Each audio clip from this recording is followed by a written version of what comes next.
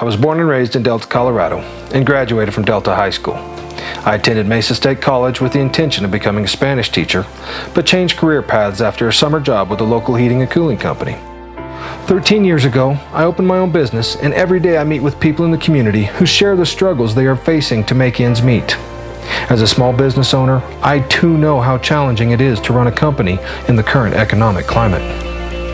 Like any husband and father, I am concerned about providing for my family and being able to operate my business successfully. I want my kids to have the same opportunities that I've had, and I want my family's financial future to be secure. 5 generations of my family have lived on the Western Slope.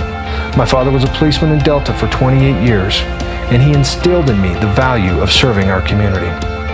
In 2008, I ran for mayor of Orchard City because I didn't like seeing so much waste in our local government. I'm proud of the things we've accomplished in my 2 terms.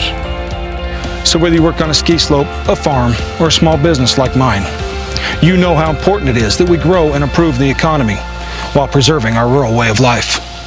I'm running for State Senate in District 5 because I believe in protecting jobs while safeguarding our natural resources.